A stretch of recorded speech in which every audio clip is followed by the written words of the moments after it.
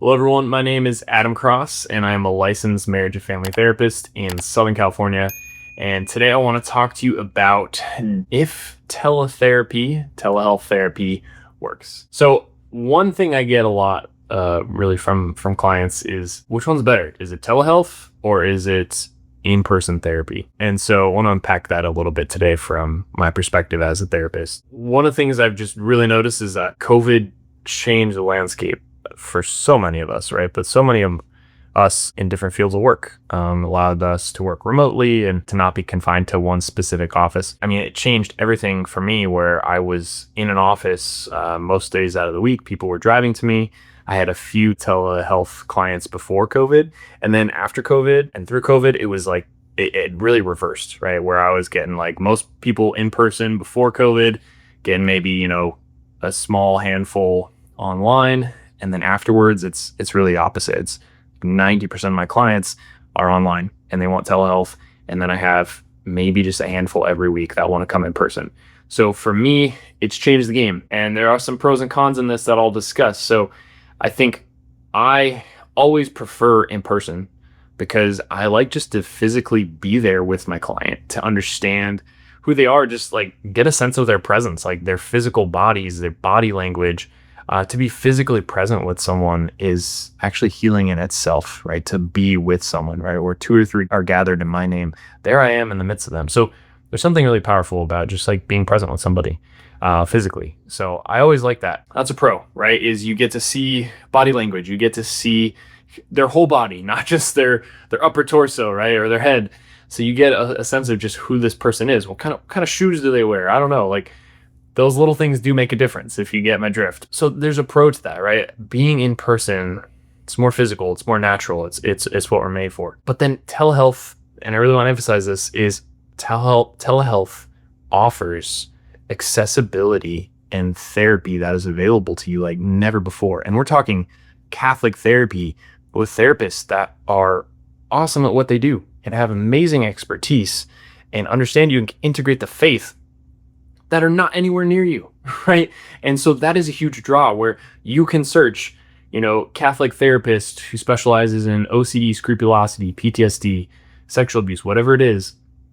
You can find someone in your state that is not near you, but that you could be meeting with on a regular basis, and you can be receiving awesome therapy and services from this therapist that you would otherwise never meet in your entire life. So there's drawbacks from either one. The main question is, does telehealth therapy work?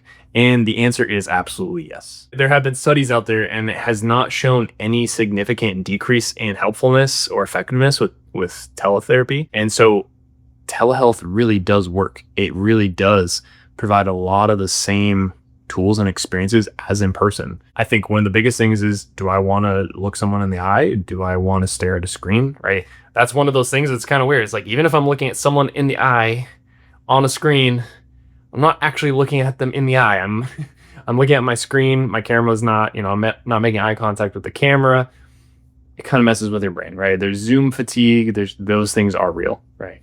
But in terms of therapeutic relationship, like you getting to know your therapist, you building trust with your relationship, telehealth allows for that. It is a great way to connect with somebody like you would on the phone, right? But now you're seeing their face and talking with them. In terms of pretty much every intervention I can think of can be done via telehealth, right? I don't think there's anything, maybe I'm wrong here, there's probably some things with specific devices.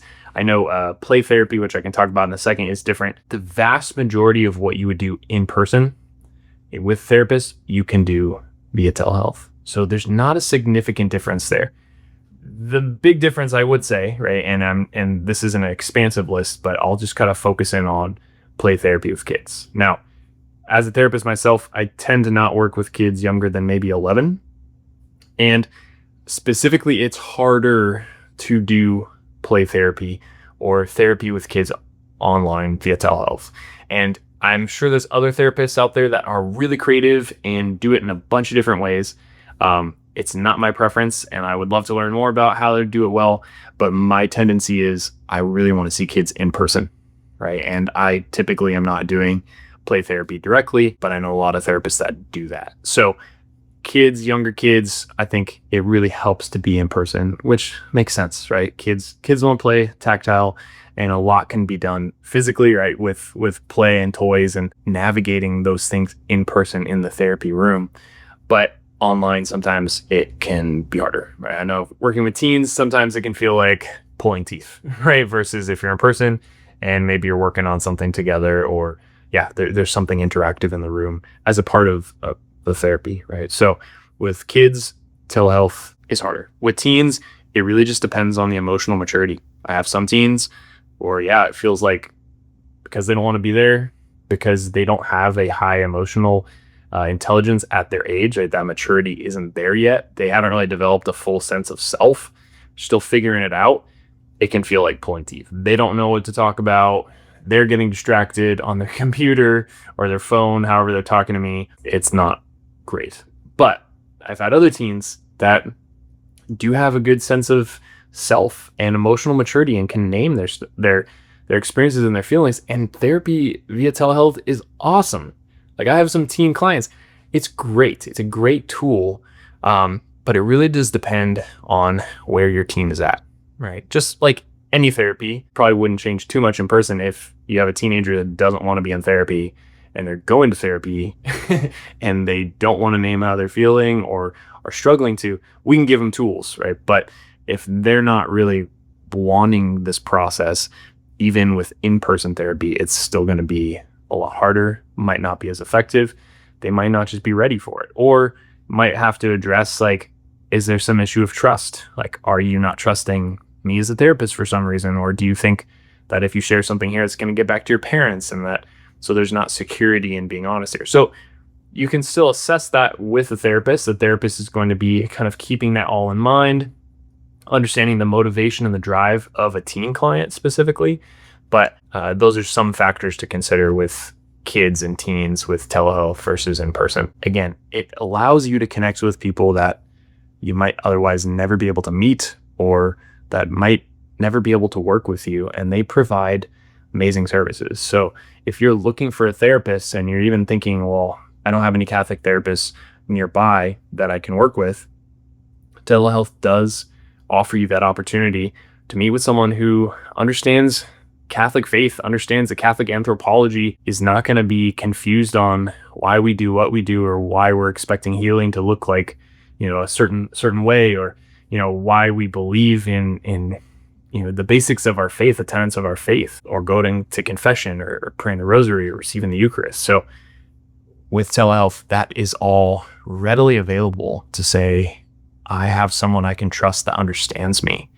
And it's a great resource. So telehealth has become such a prominent part of my practice and my group practice. So all of our clinicians are remote, and so they're spread out. We have therapists in Long Beach, Ventura, Bakersfield, Northern California, Ventura County area. So we're all spread out, and we're all offering remote therapy. And some of us also do in person, like myself. So I have an office in Simi Valley, and I offer a few sessions a week in person, but most of them are online. So it offers that flexibility. And so if you're interested in looking for remote services, if you're in California, check out thecatholictherapycenter.com.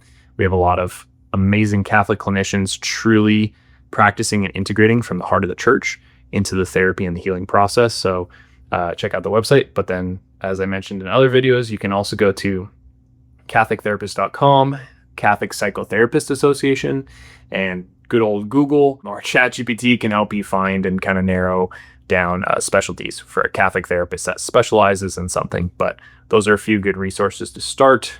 And at the end of the day, you can give telehealth a try.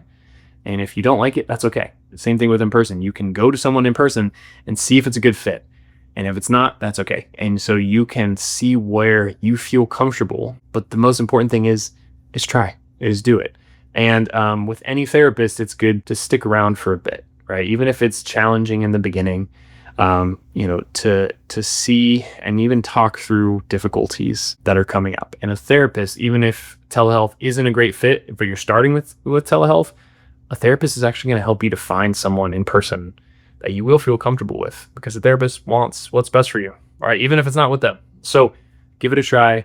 being honest, being transparent about how you feel, whether it's in person or online. That is really what makes a difference with hope and healing, to be honest and vulnerable and transparent throughout that whole process. So I hope this helps. If you have any questions, if you have any comments about what you've experienced with telehealth or versus in-person therapy, everyone has different opinions on this, and that's okay. And we live in a very digital world, and so there's pros and cons to both, but we'd love to hear it. If you have someone who is debating whether I should go to therapy or, is kind of weighing the costs of in-person versus telehealth, feel free to send them this video. But hopefully you can give it a like and a subscribe, wherever those buttons are down there. And if you have any video suggestions for the future, I'd love to hear that as well. But thanks for watching. God bless.